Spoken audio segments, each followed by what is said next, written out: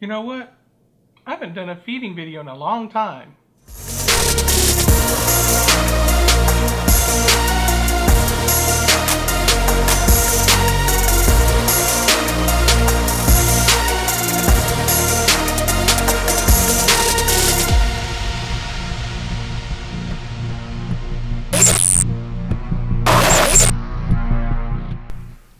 Hello Tarantula lovers, I'm Alex and you're watching Tarantula Haven.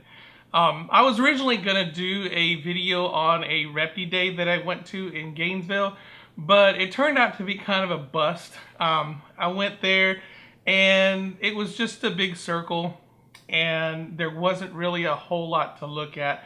Most of the vendors there, again, seemed to be trying to sell from their own personal collection. It didn't seem like you had a whole lot of genuine vendors there.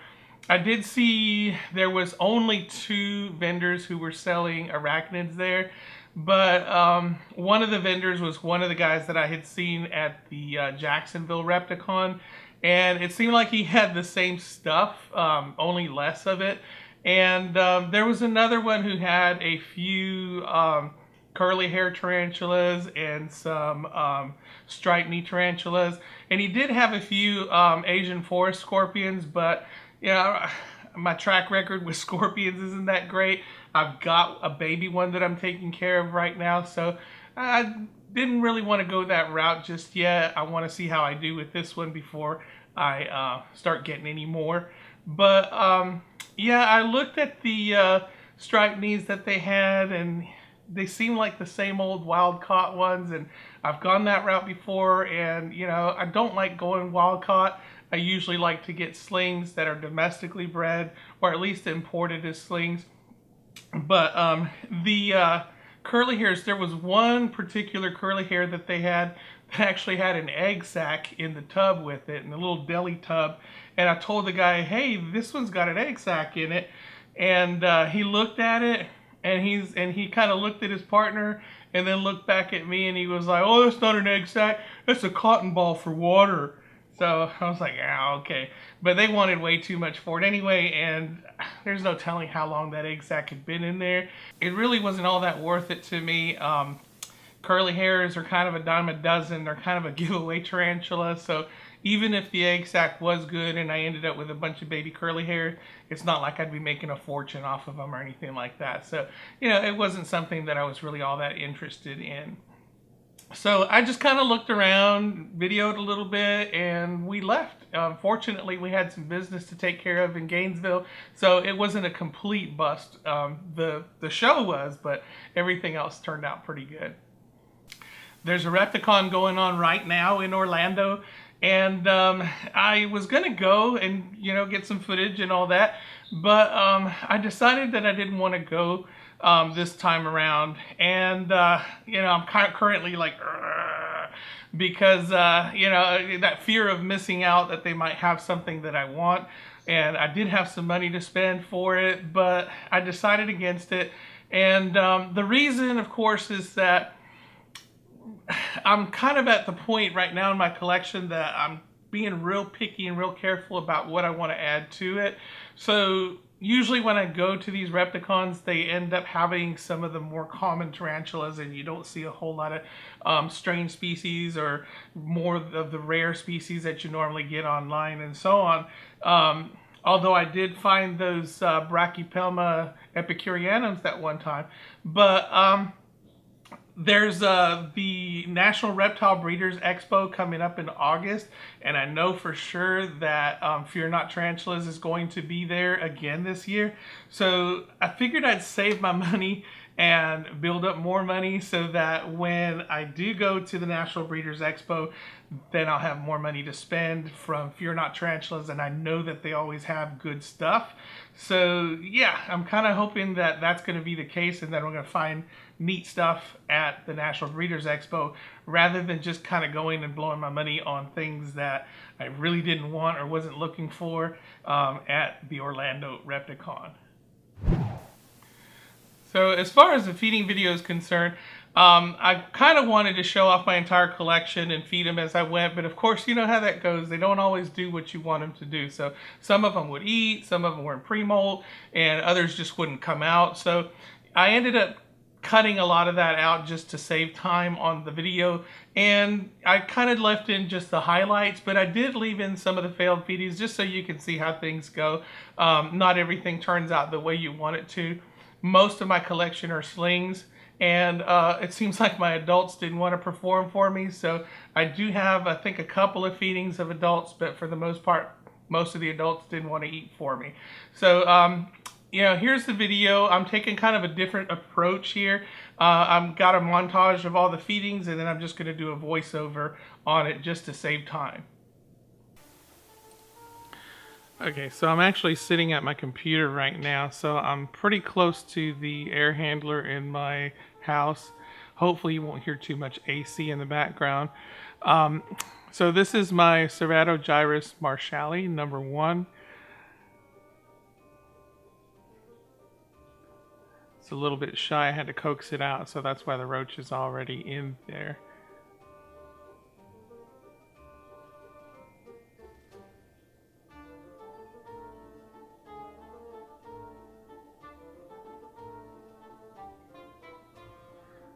So even though the roach is kind of moving around, it's still not enough to entice it to come out, but just give it a little bit and it will come right out. There it goes.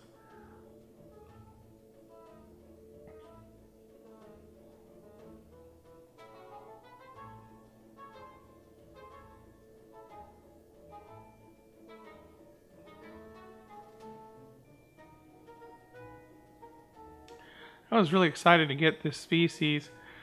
I really love the horn that they developed, and I think, I don't know, I might see a horn starting to develop there.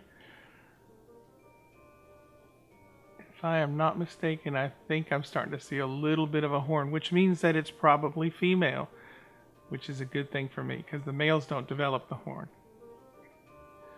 And that's all we're going to see of her. This is Ceratogyrus marchali number 2.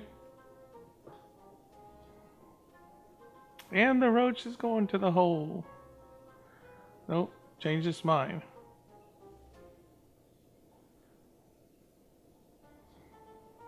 Oh, there we go.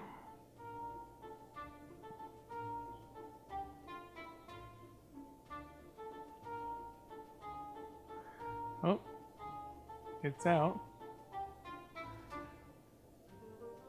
Now these guys have gotten quite a bit of size pretty fast. They were probably, I would say, twice as small as this when I first got them. So I would say they've probably tripled in size since I first got them. Oh, did it get it? Now I'm not so sure if I can see a horn developing on this one. I'm going to throw in another one just to see if I can entice it.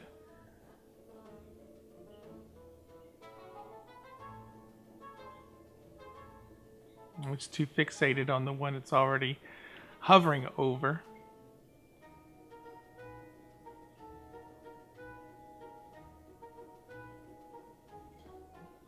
Trying to see if I can get a closer look.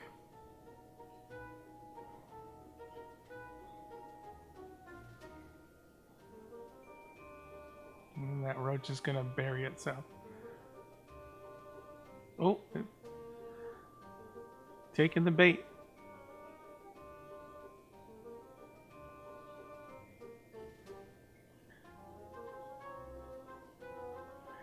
So it's fixated on the one and it's got its leg on the other one. And it just kind of sits there for a while. So I got bored. Let's move on. Ceratogyrus marchali number 3. And this one didn't quite go the way I wanted it to. The stupid roach ran in the hole. And it got it. So you didn't get to see that one. I didn't get to see that one. And this is my Dolichothele diamantinensis. And I wasn't really thinking that this one would come out because if you look at the top there, there is a molt. So this one probably just molted and was not ready to eat. And the roach just buried itself. I took it out later.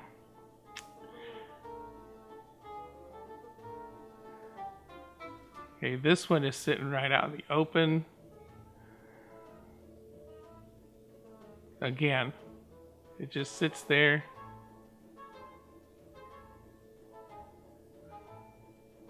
I'm waiting for it to get enticed, but it's not enough movement.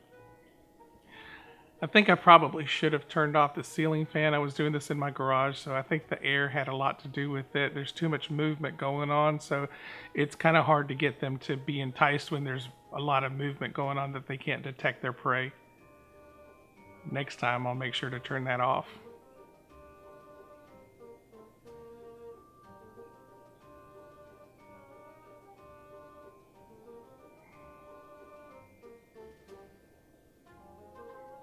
And that's it. Dolichothele number 3.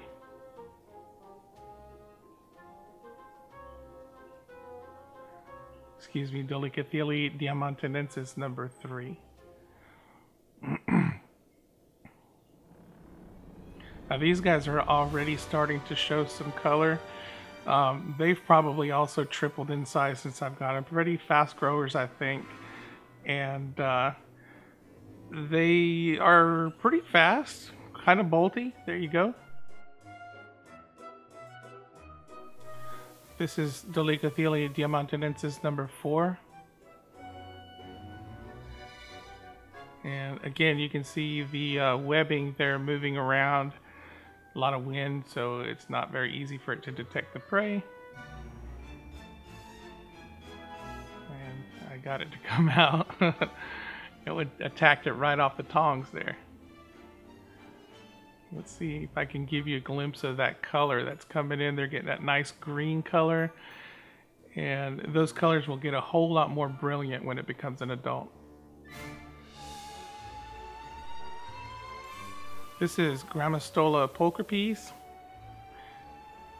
This is one of 2 slings that I picked up at the Jacksonville Repticon. Giving it a little bit of water there. And I didn't think this one would eat because if you can see the abdomen there, it's looking pretty dark, so I was pretty sure this is in premolt. And it's acting a little shy of the food. Yeah. You can see the dark abdomen there. So it's definitely in premolt, not going to eat.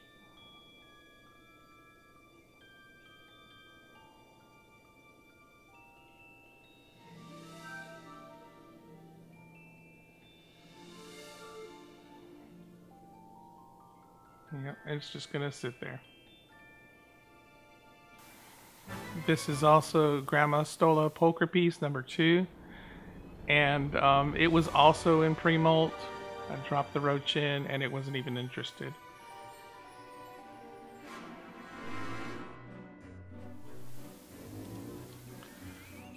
This is my Brachypelma Amelia. Again, it just sits there waiting for the prey to move, but it doesn't really get enticed even when the prey does move. I was thinking it wasn't going to eat because if you notice the molt sitting up top there, it had probably been a little bit over a week since it had molted, so I wasn't sure if it would be ready to eat or not.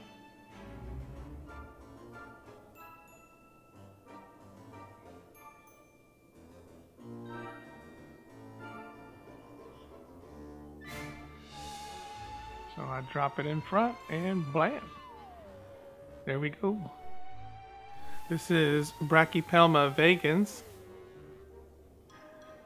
And you can see a little leg there in its burrow. These guys are some burrowing tarantulas. I hardly ever see them out. I was surprised it didn't get it because they usually have a pretty good appetite, but it did not jump out and get it like I figured it would when it came close to its leg there. And it got it, but I missed the takedown. This is Pterinopelma cyanopubescens number 1. And these guys are usually really good eaters. These little slings. I believe this one was the one that had a missing leg when I first got it, and it has since regrown that leg.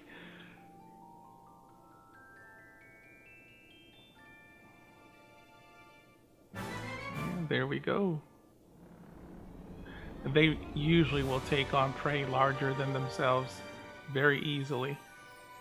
Not shy at all.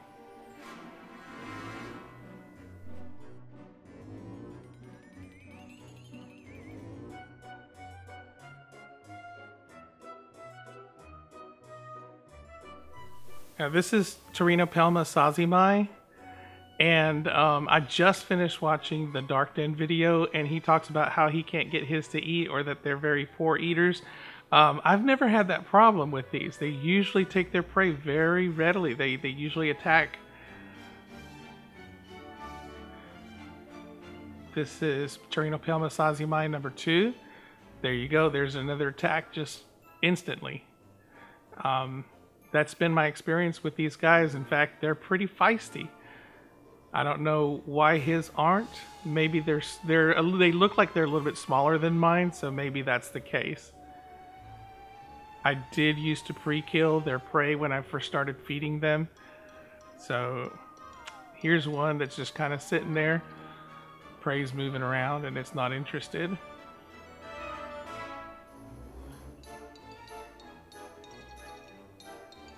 But it didn't take long for it to get enticed once it got the movement in front of it.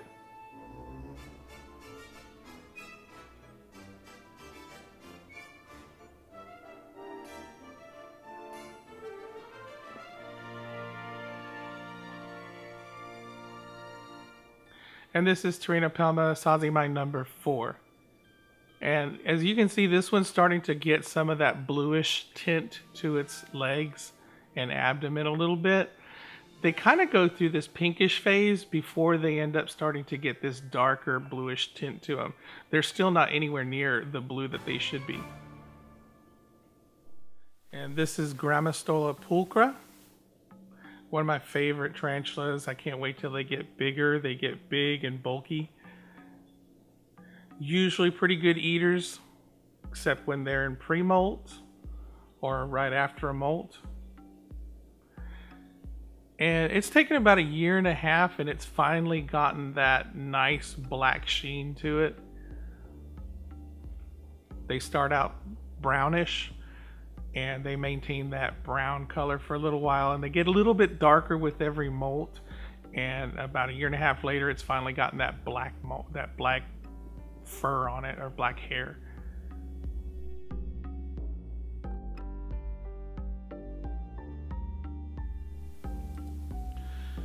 And this is my Grammostola pulchra piece, juvenile, number 3, I guess. And she's usually a very good eater, but if you can see that big booty on her, she is probably in pre-molt. She acts like she's interested, but yeah, she's not going to eat it.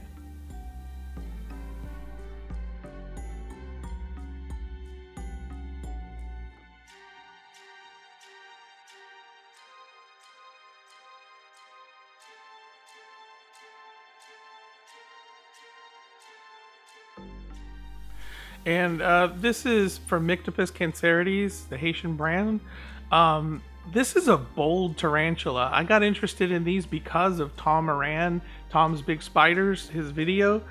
And he talked about how feisty they are and how they rarely disappoint. And he was not lying. This is a bold tarantula. If you can tell, this one's just crawling around. It's curious. When I open the lid on its enclosure, it wants to know what's going on. And it's not really all that interested in its prey right now.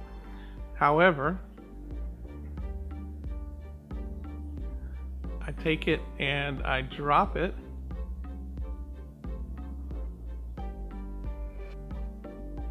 And he catches it in midair. That was pretty cool.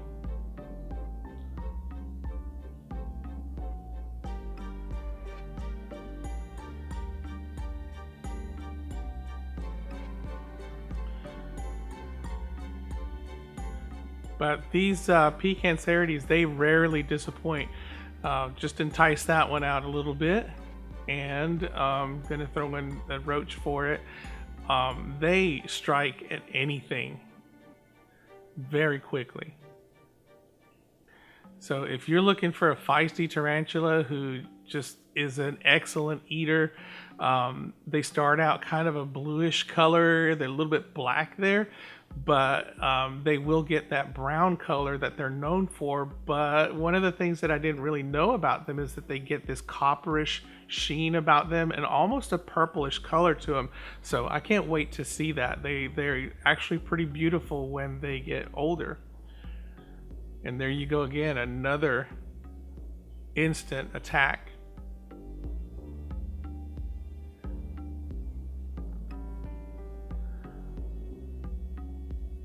Now I did something here. I pulled a molt out and it jerked back like that. So I thought, well, maybe I can try to give it another one and see if it'll go for it.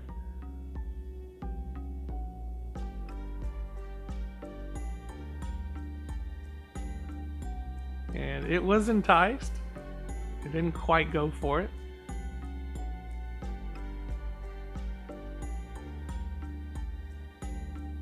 Usually they're content with their one roach that they have, especially at the sling size. But it attacked the tongs. So I figured, why not give it another try?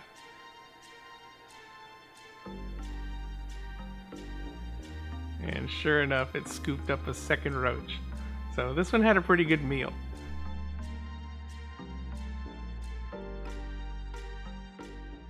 This is my Brachypelma hamori.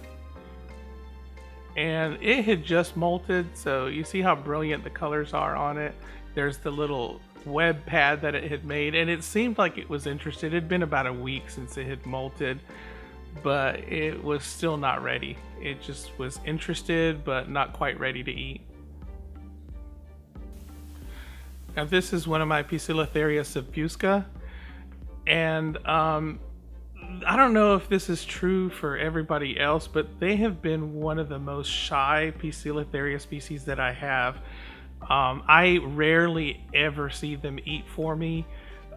Usually I will drop in the prey and most of the time they'll ignore it, but then I'll see them later on munching on it on the side of the enclosures. So, you know, it's just one of those things where they will not eat in front of me, and it's a rare thing for me to see them do that.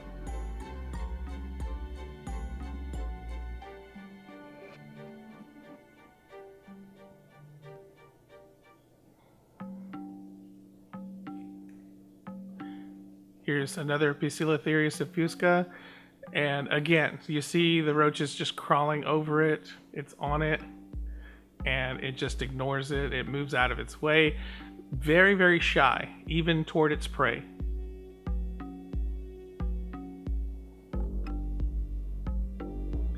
I figured I'd give it another try with another roach. Same thing.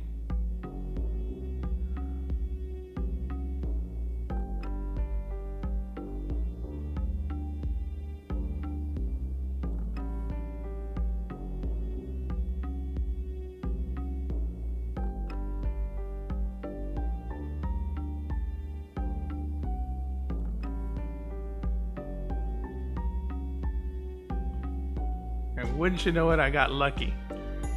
So that's one of the few takedowns I've seen from my subfuscas. And this is one of my Poecilotheria metallica slings.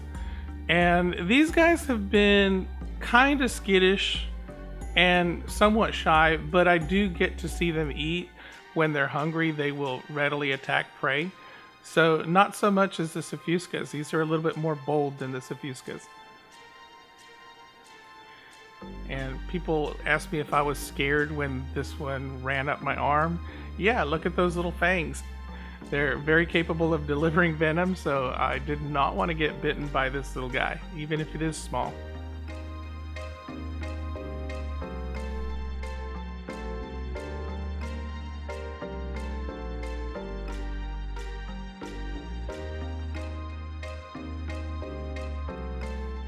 Here's another Poecilotheria metallica.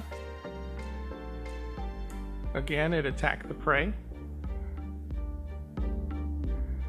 And there's another look for you.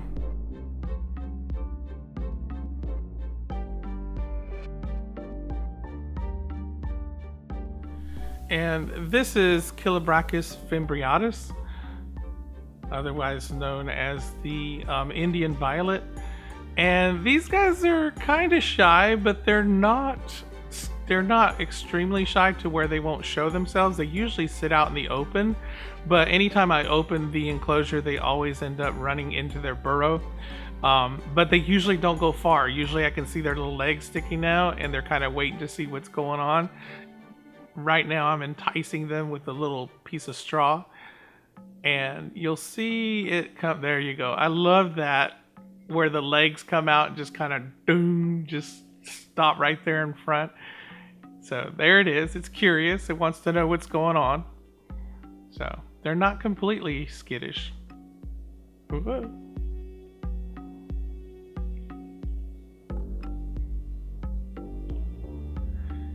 They're really good eaters. I don't think I've ever had them turn down food except for when they're in pre-molt or have just molted. Beautiful species, and they do sit out. I just wish I had them in a better enclosure so that I could see them more often, because in this opaque enclosure I can't hardly see them, and they web everything up. As you can see, they're very prolific webbers. And she's gone. And this is my Chromatopelma cyaneopubescens juvenile. And you can see very good eaters, will readily attract their prey. Starting to get its adult colors in.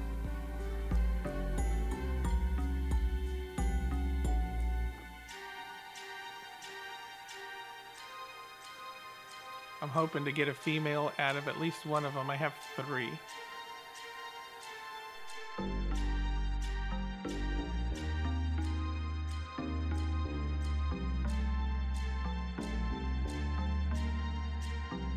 And this is my Carabina versicolor. And if you saw on my intro video, it's a very excellent eater. It will come out and attack its prey. It has never turned down food. I was kind of sad when I found out that this guy is a male. Of course, everybody wants a female out of him, but I've enjoyed him so much. I love the colors from the time that they're slings and they're that electric blue color. And now that it's getting to adult size and it's got that beautiful purple and blue and just all these different colors that they have, and I've just enjoyed it so much that I'm sad now that I found out that it's a male and it's reaching maturity, because I know that its lifespan is about to end, and it just breaks my heart. I wish it was a female so that I could enjoy it longer. But you know, that's just the way it goes. I love it. Even though it's a male. Hopefully I can maybe send it off to somebody to produce some babies. I know Tom Moran just produced a bunch of babies of these guys. I'm hoping to add some more to my collection so that I can ensure that I get a female. He's being a little shy this time, a little bit more cautious about coming out and getting the prey. I do believe he's probably getting ready to go into pre-molt.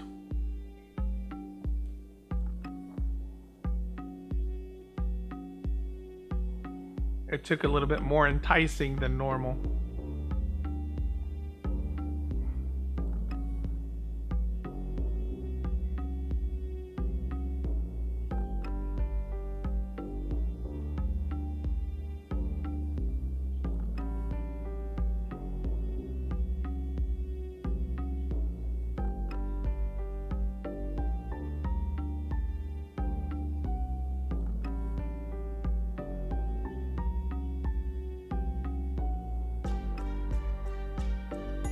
And normally he wouldn't let the prey get this close to his foot without him and pouncing on it, but I don't know. I guess he is getting ready to go into pre-molt, but he's kind of cautious about it.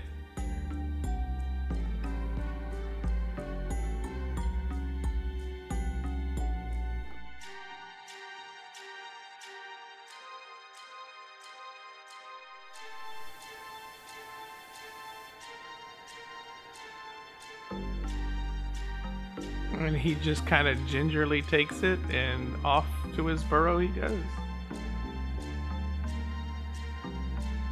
Or funnel, should I say. There we go. And that's all we'll see of him. And this is the Grammostola pulchra that I'm babysitting for my friend Brian while he's on his trip on the Appalachian Trail. They are just a joy to behold. Look at that big fat booty. Oh.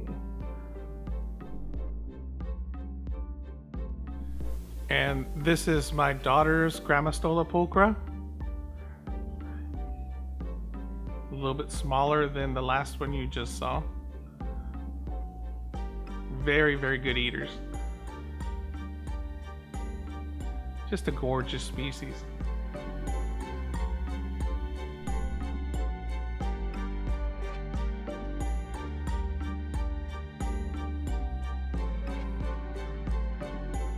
And last but not least, this is my Brachypelma baby, commonly known as the Mexican fireleg.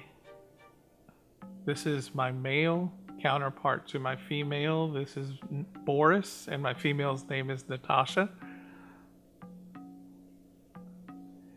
And they can be kind of finicky eaters. There are times when I'll drop prey in there and they will pounce on it, and there are times when they'll just ignore it, and they will not be in premolt. They just decide that they're not hungry, and they will ignore the prey, and I'll have to take it out of there. And then sometimes I'll drop it in maybe a week or two later, and they'll jump right on it. So I guess they know when they're hungry. I honestly didn't think that he would eat, because he'd probably gone about 3 weeks without eating. And usually I get this kind of response, and he doesn't eat. He just lets it go. But fortunately this time he decided that he was hungry. And it took a little bit of enticing. If you can see there, he's kind of tentative, deciding whether or not he wants to eat it.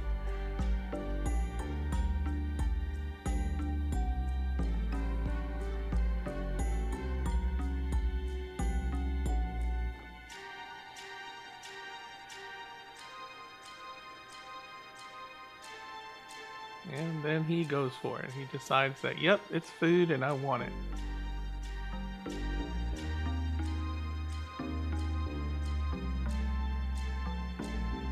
Awesome, awesome species. I love the colors, the beautiful, brilliant oranges on those knees. So as you can see from the feedings, things don't always go as planned. They don't always do what you want them to do. Sometimes they'll take the prey right away, and sometimes they'll sit there and wait a little bit and let it move and so on, and then finally they'll attack the prey. It just depends on the mood of the tarantula, I guess, at the time. Some of them will do different things at different times. So, you know, that's just the way it goes when you're feeding tarantulas. Before I leave you, I wanted to give a shout out to Boxing Boa. I first learned about his channel through the the Tarantula YouTube community, and I'd never heard of him before, and I went and checked out his channel. And he does have some tarantulas, but he doesn't really deal specifically with tarantulas. He has a few tarantulas, and it seems like he's just getting into tarantulas. But most of his stuff is about boa constrictors and I believe carpet pythons. And this guy, he's a very down-to-earth guy, and it seems like he's just got this heart of gold. He'll do anything for you, and he's real helpful. But I think the thing that impresses me the most about him is his knowledge. This guy, he knows his stuff, and he really likes to talk about his boas and breeding them and his carpet pythons. And he just goes on and on about all the different things that you can cross them with and so on. And he really has a lot of knowledge about it. I wish I'd had that knowledge several years ago when I was getting into boas. And, you know, it was always a dream of mine to want to breed boas, but that just never came to fruition. And at the time now, I only have 2 boa constrictors now. And I'm kind of getting out of that because tarantulas are my thing, and that's kind of where I want to stay right now. I don't know if that's going to change in the future, but I really don't think it will, because this is one of those things that just kind of gives me satisfaction all the way around that I've never had with any of the other animals that I've ever kept. So anyway, check out Boxing Boa, give him a like, subscribe. He's a really good guy, and his stuff is just really interesting. So that's my video for today. I hope you enjoyed it. If you did, please give me a like. If you want to see more, then subscribe. And until next time, keep loving them tarantulas.